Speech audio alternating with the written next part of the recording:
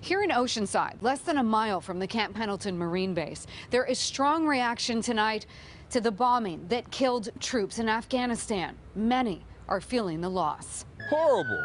Just horrible. James Buford works on the Marine base. While officials aren't releasing the names of the Marines killed, he says he believes some are from Camp Pendleton. We all have a shared kinship.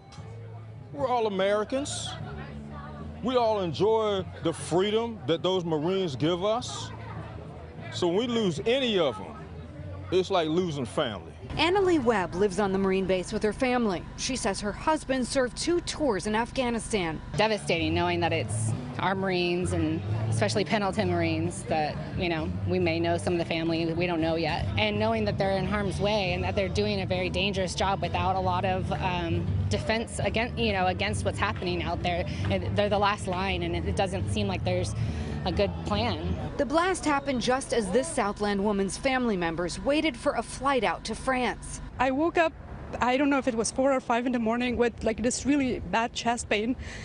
Turned on the TV and I saw that there was an explosion. She is one of a growing number of Californians looking for help at local agencies. CARE, the Council on American Islamic Relations, is working around the clock to get Americans trapped in Afghanistan back to the U.S. Over the last week and a half, we've received over 200 calls. CARE's executive director, Musif Falati, says Afghan children without parents, as well as families, are already in Orange and LA counties, with thousands on their way to California.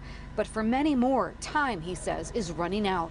We're trying to focus on what's going to happen in the next 2 weeks, the next 3 weeks, because we're not going to get everyone out. And as we're approaching the anniversary of 9/11, how many other people are we leaving behind? In Oceanside, Stacey Butler, KCAL 9 News. An ISIS offshoot has claimed responsibility for the Kabul airport attack. They are known as ISIS-K. The K is for Khorasan, an area around the Afghanistan-Pakistan border. Experts say that these militants are enemies of the Taliban and even more hardcore. Frankly, ISIS doesn't believe in a political agenda. ISIS believes that only God can rule. And even though the Taliban is attempting to establish an Islamic emirate, that's not enough for ISIS. ISIS is a bit more hardcore. They want to attract and recruit the most ardent sociopaths in the country, and their calling card is this, rapacious and wanton violence against anyone that stands in their way. Well, ISIS-K carried out several devastating suicide bombing attacks in Afghanistan in recent years, including an attack on a school this spring, which, according to a Pentagon assessment, killed at least 68 people, most of them girls. We'll stay with KCAL 9 News, KCAL9.com for the very latest